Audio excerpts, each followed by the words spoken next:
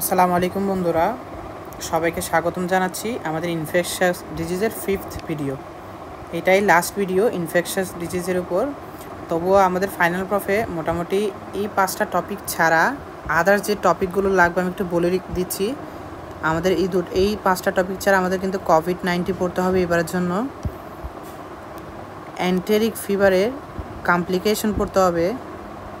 আমি এগুলো সিইউর জন্য বলছি, হ্যাঁ। এন্টেরিক ফিভারের কমপ্লিকেশন পড়তে হবে। দেন হচ্ছে আপনার অ্যালপেন্থিয়াসিস বা ওই যে ডিজিজটা আছে লাস্টের দিকে, ওইটার ম্যানেজমেন্ট বা ট্রিটমেন্ট পড়তে হবে। অ্যালপেন্থিয়াসিস অথবা ওস্টেরিয়া ব্যানক্রফটি রিলেটেড একটা ট্রিটমেন্ট আমাদের জানতে হবে। যাই হোক, সো মোটামুটি সিইউর আন্ডারে আমরা যারা আছি ইনফেকশাস ডিজিজ থেকে ওই 5টা টপিক সাথে আমি যা বললাম, কোভিড-19, এন্টেরিক ফিভারের কমপ্লিকেশন আর অ্যালপেন্থিয়াসিস বা ওস্টেরিয়া ব্যানক্রফটি দ্বারা একটা ডিজিজের ম্যানেজমেন্ট বা ট্রিটমেন্ট পড়তে হবে। ওকে, সো আমি যেহেতু এই ভিডিওটা চিকনগুনিয়া নিয়ে বানাচ্ছি, সো আমি কথা না বাড়িয়ে শুরু করছি। দেখেন, চিকনগুনিয়া থেকে বিগত বছরে আসা একটা কোয়েশ্চেন আমি সলভ করার চেষ্টা করছি, যেটা আমাদের সিইউর আন্ডারে 2017-তে আসছে। ওকে, সেটাতে ছিল 30 years old male return from Dhaka. তাহলে একজন ঢাকা থেকে রিটার্ন করলে এরকম পার্সোনাল হিস্ট্রি দিল, তাহলে একটা ট্রাভেল হিস্ট্রি আছে। ওকে, ডেভেলপড হাই ফিভার, তাহলে ফিভার ডেভেলপ করলো এবং সেটা হাই। সাথে আর কি আছে? পেইনফুল সোয়েলিং আছে, joint swelling, that means arthralgia, arthritis, এগুলোর দিকে বোঝাচ্ছে আর কি। হ্যাঁ, পেইনফুল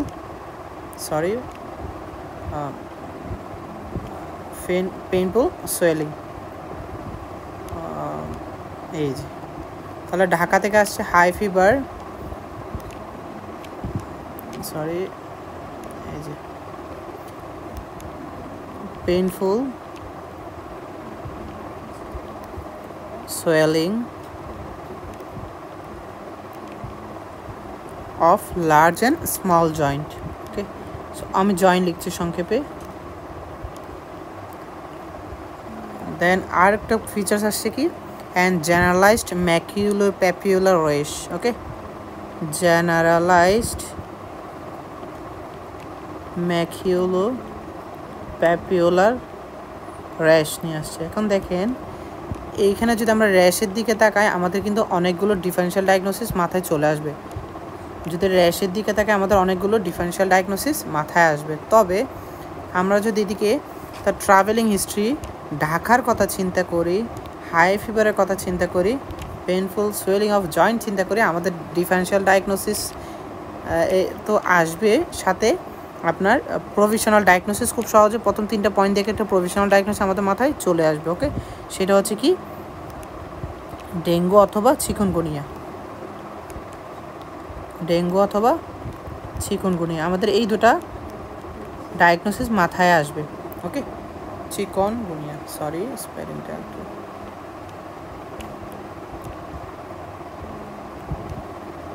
তাহলে আমাদের মোটামুটি প্রভিশনাল ডায়াগনোসিস বললে, স্পেসিফিক যদি আমি বলি, এই দুইটা আমার মাথায় আসতেছে। এই দুটো আমার মাথায় আসার পেছনে কারণ হচ্ছে কি, একটা ট্রাভেলিং হিস্ট্রি আছে, তাও কোথায়? ঢাকায়। ঢাকা কিন্তু আমাদের বাংলাদেশের জন্য একটা রিস্কি জোন, যেখানে আপনার ডেঙ্গু বা চিকুনগুনিয়ার হার বেশি।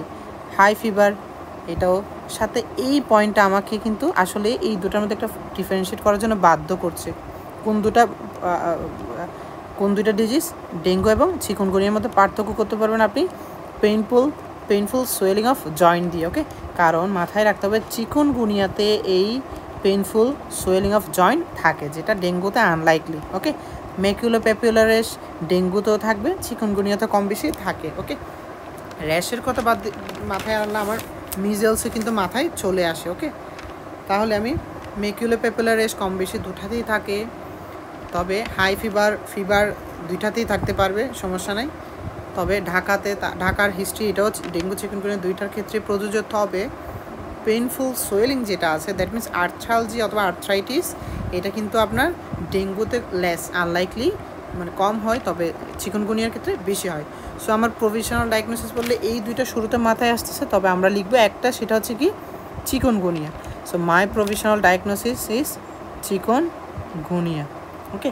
আর যদি ডিফারেন্সিয়াল ডায়াগনোসিস বলে আমি সবার আগে ডেঙ্গু মাস্ট লিখতে হবে। ওকে, সবার আগে আমরা কী লিখবো? ডেঙ্গু লিখবো। আর সাথে আর কি লিখতে পারি আমরা আর লিখবো হচ্ছে আমরা ন্যাশনাল গাইডলাইন থেকে একটু করে দেখি ডিফারেন্সিয়াল ডায়াগনোসিস আমরা কী লিখবো। কারণ আমার মাথায় রাখবেন ডেঙ্গু এবং চিকনগুনিয়া আর একটা হচ্ছে কি কোভিড, এই দুটো আমাদের ন্যাশনাল গাইডলাইন থেকে পড়তে হবে। আর আমি ডিফারেন্সিয়াল ডায়াগনোসিসগুলো সাজায় রাখছি এই যে পেয়ে গেছি এই যে। তাহলে আমরা ডিফারেন্সিয়াল ডায়াগনোসিস কী কী আসতেছে, এই ডিজিজগুলো, এই যে এইগুলো আমাদের ডিফারেন্সিয়াল ডায়াগনোসিস হচ্ছে কি ডেঙ্গু। ওকে, তাহলে আমাদের ডিফারেন্সিয়াল ডায়াগনোসিস হচ্ছে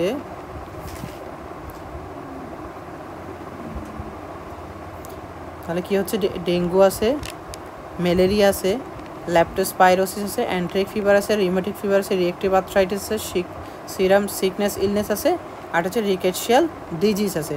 সেইগুলো হচ্ছে আমার ডিফারেন্সিয়াল ডায়াগনোসিস। আমরা যদি সিও 17 নম্বর কোয়েশনটা 17 সালের কোয়েশনটা দেখি, এটা ফার্স্ট কোয়েশন ছিল প্রফেশনাল ডায়াগনোসিস কি, আমার অ্যান্সার হবে কি প্রফেশনাল ডায়াগনোসিস, আমি অ্যান্সার দেবো কি চিকনগুনিয়া। ওকে, আর যদি বলি ডিফারেন্সিয়াল ডায়াগনোসিস তাহলে আমরা ডিফারেন্সিয়াল ডায়াগনোসিস কী লিখবো একটু করে আমরা লিখি, এখন যা যা দেখলাম তাই লিখবো। তাহলে differential diagnosis of chikungunya number 1 কি, অবশ্যই ডেঙ্গু। নাম্বার 2 ওইখানে আমরা ন্যাশনাল গাইডলাইনে যা যা দেখছি তা দেখে বলি। আর কি আছে দেখেন, ম্যালেরিয়া। ওকে, থার্ড নাম্বার কি আছে, leptospirosis. Fourth number enteric fever. আমাদের 4টা ডায়াগনোসিস করছে, 4টা ডিগ্রি করছে, আমরা এইটুকুই লিখবো, শেষ। আর লাস্ট কোয়েশনটা কী জানেন, ম্যানেজমেন্ট কী করবেন, প্রিভেনশন কী। ওকে, সো ম্যানেজমেন্ট ডেঙ্গুর ক্ষেত্রে যেটা ন্যাশনাল গাইডলাইনে আছে সেটা বিশাল বড়। যদি আপনি ন্যাশনাল গাইডলাইনের ম্যানেজমেন্ট চিন্তা করেন সেটা অনেক বড়। একটু কষ্ট করে আমরা চিকনগুনিয়া ফিচার্সগুলো একবার দেখিনি, তাহলে আমাদের পরীক্ষায় যদি এই আজকের কোয়েশনটা ছাড়া অন্যান্য টপিক দিয়ে বা অন্যান্য সিনারিওতে যদি অন্য কোনো হেডলাইন থাকে যাতে আমরা চুজ করতে পারি যে এটা একটা চিকনগুনিয়া কেস, তাহলে ফিচার্স কী থাকতে পারে, ফিভার। তাহলে ফিচার্স কী থাকতে পারে, fever, arthralgia arthritis, backache, headache, skin rash বা ইচিং, আর ফটোফোবিয়া, দেন হচ্ছে রেট্রোঅরবিটাল পেইন, ডায়রিয়া, ভমিটিং, এগুলো মেনলি আপনার ডেঙ্গুতে বেশি পাওয়া যায়, চিকনগুনিয়াতে কম পাওয়া যায়, তবে বাচ্চাদের ক্ষেত্রে পাওয়া যেতে পারে। সো ফিচার্সগুলো মাথায় রাখেন, এই ফিচার্সগুলো কিন্তু চিকনগুনিয়ার। ওকে, আর্থ্রালজিয়া, আর্থ্রাইটিস, ওকে, জয়েন্ট মুভমেন্ট রেস্ট্রিকশন, দেন স্কিন র্যাশ, ফিভার, এই হচ্ছে এগুলো ফিচার্স। সো আমরা সিনারিওতে যদি আজকে যে কোয়েশনটা আলোচনা করতেছি, ঢাকার high fever, painful swelling, generalised rash, এগুলো ছাড়া আর কি থাকতে পারে বলেন, হেডএক থাকতে পারে, ব্যাকএক থাকতে পারে। ওকে, সো হেডএক ব্যাকএক থাকলেও আমরা মোটামুটি বুঝতে পারবো যে এটা একটা চিকনগুনিয়ার কেস। আর থার্ড কোয়েশন হচ্ছে ম্যানেজমেন্ট। সো আমি ম্যানেজমেন্ট যেটা দেখাচ্ছিলাম এখানে, ম্যানেজমেন্টটা একটু বড়, বিশাল বড় মনে হচ্ছে আমার। হ্যাঁ দেখেন কয় পেজ, 1 পেজ, 2 পেজ, প্রায় আপনার ম্যানেজমেন্টে প্রায় 2 পেজ মতো আছে। যাই হোক, এত বড় ম্যানেজমেন্ট আমরা 1 নাম্বার বা 1.5 নাম্বার জন্য লিখবো না। আমরা যেটা করব, এইখানে ম্যানেজমেন্টগুলোকে একটু সংক্ষেপে সাজাবো। প্রায় 3 পেজ মতো ম্যানেজমেন্ট আছে। যাই হোক, আমি কী করছি, এটাকে একটু সাজাইছি। দেখেন আমি আপনাদের সুবিধার জন্য আগে থেকে একটু সাজাই রাখছি। আমার ম্যানেজমেন্টে এই কথাগুলো লিখবো, এর বেশি কিছু লিখবো না। তাহলে আমরা কী লিখবো ম্যানেজমেন্টের নাম্বার 1 কথা যেটা আমি লিখলাম সেটা হচ্ছে কি, it is a self limiting disease. Okay, আমরা কি করব, এই ডিজিজের জন্য সিমটমেটিক ট্রিটমেন্ট দিব, কিছু ড্রাগ ইউজ করব, দেন হচ্ছে আদার্স কিছু অপশন রাখলাম। সিমটমেটিক ট্রিটমেন্টের মধ্যে আমি কি রাখছি, ফিভারের জন্য কি দিব, প্যারাসিটামল। তাহলে ফিভারের জন্য আমরা কি দিতে পারি, প্যারাসিটামল দিতে পারি। তারপর স্পঞ্জিং করতে পারি। হ্যাঁ, প্যারাসিটামল সাথে স্পঞ্জিং, দুটা কথাই লিখি, সমস্যা নেই। ওকে, আর আর্থ্রালজিয়ার জন্য আমরা কি ইউজ করতে পারি, NSAIDs ইউজ করতে পারি। ডিহাইড্রেশন ম্যানেজ করব, সেটার জন্য আমরা ফ্লুইড দিব। ওয়াটার, বাসায় থাকলে পানি খেতে বলবো উইথ সল্ট। সুইটটা তো আইবি রুটে, এটা হসপিটাল দিবে। ইলেকট্রোলাইট ইমব্যালেন্সের জন্য কিন্তু ওয়াটার উইথ সল্ট অথবা ফ্লুইড। তাহলে এই হচ্ছে মোটামুটি সিমটোমেটিক ম্যানেজমেন্ট। আর আদার্স কিছু ড্রাগ ইউজ হয়, কী কী আছে, যেমন অ্যান্টিহিস্টামিন ইউজ হয়, শর্ট টার্ম স্টেরয়েড ইউজ করা যেতে পারে, প্রোটন পাম্প ইনহিবিটর অথবা অ্যান্টাসিড, ইলিসিড সিক্রেশন কমানোর জন্য। আর পেশেন্টের যদি আপনার আর্থ্রাইটিস বা আর্থ্রালজিয়া মানে হওয়ার প্রবণতা থাকে বা যাতে না হয়, সেই ক্ষেত্রে আমরা কী করতে পারি, ফিজিওথেরাপি, কোল্ড কম্প্রেশন করতে পারি। এগুলো হচ্ছে কি for prevention of arthralgia and arthritis, এগুলো হচ্ছে প্রিভেনশনের জন্য। ওকে, প্রিভেনশন। আর কি আছে আমরা অ্যাভয়েড করব, যদি এক হচ্ছে সব জায়গায় either home or hospital aspirin must avoided. আর অ্যান্টিবায়োটিক, স্টেরয়েড এগুলো আমরা হসপিটালে ডক্টর সাজেস্ট করে দিব, তবে হোম বেসড ম্যানেজমেন্ট যেখানে আছে সেখানে আমরা অ্যান্টিবায়োটিক, স্টেরয়েড ইউজ হওয়ার কথাটা বলবো না। সো ম্যানেজমেন্ট বললে মোটামুটি কথাগুলো আমরা বললে এনাফ। সাথে ন্যাশনাল গাইডলাইন থেকে আমরা কিছু কথা বা একটা প্রিন্সিপাল বানাতে পারি, সেটা হচ্ছে কি ম্যানেজমেন্ট করা হয় normally acute, sub acute, chronic. এটার এই সিভিয়ারিটি বা এই ক্লাসিফিকেশনটাকে আগে আপনার ফিক্সড করতে হবে যে এই পেশেন্টটা কোন পর্যায়ে আছে, সেই অনুযায়ী কিন্তু কী করতে হবে, ম্যানেজমেন্ট করতে হবে। তাহলে প্রিন্সিপালটা হচ্ছে কি আগে একিউট নাকি সাব একিউট নাকি ক্রনিক, এটা থেকে আমরা ম্যানেজমেন্ট করব। আর এছাড়া আর কি প্রিন্সিপাল আছে, আমরা পেশেন্টকে হোম বেসড ম্যানেজমেন্ট করতে পারি।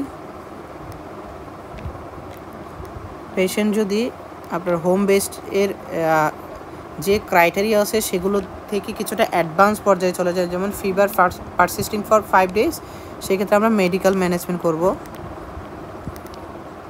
ওকে, তাহলে এই হচ্ছে মোটামুটি প্রোটোকল যেটা দেখলাম, সেটা হচ্ছে এইভাবে। তাহলে এটা হচ্ছে ন্যাশনাল গাইডলাইনের প্রোটোকল, হোম বেসড, মেডিকেল, আর শুরুতে হচ্ছে সিভিআরিটিটা অ্যাসেস করতে হবে। আর ড্রাগের মধ্যে এই জিনিস কথাগুলো বললে মোটামুটি আমাদের ম্যানেজমেন্টটা শেষ। আর এর পরের কোয়েশ্চেনটা হচ্ছে প্রিভেনশন অফ চিকনগুনিয়া। যদি প্রিভেনশন অফ চিকনগুনিয়া আসে আমরা কি লিখবো, আমরা এই ন্যাশনাল গাইডলাইন থেকে 4-5টা পয়েন্টের বেশি কথা লিখবো না। কি লিখবো একটু দেখি, দাঁড়ান একটু। আচ্ছা, আমাদের কোয়েশ্চন 2017টাতে কিন্তু কি আসে না, আপনার ইনভেস্টিগেশন আসে নাই, বাট ইনভেস্টিগেশন কিন্তু ইম্পর্টেন্ট। হ্যাঁ, সো ন্যাশনাল গাইডলাইনে যে ইনভেস্টিগেশনগুলো আছে আমরা একটু লিখে ফেলি। হ্যাঁ, যদি এসে যায় সেক্ষেত্রে আমরা যাতে এটা অ্যান্সার করতে পারি। সো ইনভেস্টিগেশন কী আছে দেখেন,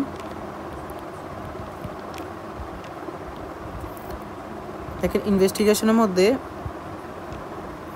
সিবিসিতে কি পেতে পারি, ডিক্রিজ লিম্ফোসাইট। ওকে, আর মেইন ইনভেস্টিগেশন কি আছে, ভাইরাস আইসোলেশন, দ্যাট মিনস কালচারকে বোঝাচ্ছে আর কি। হ্যাঁ, আর কি আছে, সেরোলজিক্যাল টেস্ট। সেরোলজিক্যাল টেস্টের মাধ্যমে আমরা ইমিউনোগ্লোবিন মানে অ্যান্টিবডিটা ডিটেকশন করবো, ইমিউনোগ্লোবিন এমজি এগুলো ডিটেকশন করব। আর কি আছে, আরটিপিসিআর। তাহলে এই হচ্ছে ইনভেস্টিগেশন ফর চিকনগুনিয়া ন্যাশনাল গাইডলাইনে এইটুকুই আছে ইনভেস্টিগেশন। তাহলে সেরোলজিক্যাল টেস্ট হচ্ছে ইমিউনোগ্লোবিন এমজি এগুলো রাইস পাবো, আরটিপিসিআর তো সরাসরি আরএনএ ডিটেকশন হবে, ভাইরাস আইসোলেশন হচ্ছে কি কালচার করব। তাহলে ইনভেস্টিগেশন শেষ। প্রিভেনশনটা যদি আসে আমরা কি করব, একটু সময় নিচ্ছি। এই যে পেয়ে গেছি, প্রিভেনশন যখন আসবে আমরা এইখানে দেখেন প্রিভেনশনের জন্য আমরা কি করব, জাস্ট হেডলাইনগুলো লিখব। এই যে হেডলাইন কী কী আছে দেখেন, মিনিমাইজ ট্রান্সমিশন অফ ইনফেকশন, এই কথাটা লিখব। আর অথবা এটাকে হেডলাইনে লিখে এখানে সাব হেডলাইন এগুলো লিখব, risk communication to the household members, minimising vector population, minimise the vector patient contact. আর কি আছে? involvement of various community group in prevention and control of chikungunya, vector control and source reduction for chikungunya vector in hospital setup। 1 2 3 4 5টা headline আছে, এগুলো লিখলে মোটামুটি আমাদের prevention কোয়েশ্চেনটা অ্যান্সার শেষ। সো 2017-তে যে কোয়েশ্চেনটা আসছে সেটা আমরা সলভ করে ফেললাম, সাথে এক্সট্রা আমরা পড়লাম কি ইনভেস্টিগেশন পড়লাম এক্সট্রা, আর কিছু সাইন অ্যান্ড সিমটমস এক্সট্রা পড়ার চেষ্টা করলাম। ওকে, সো ধন্যবাদ বন্ধুরা, নেক্সট ভিডিওতে দেখা হবে ইনশাআল্লাহ। আসসালামু আলাইকুম।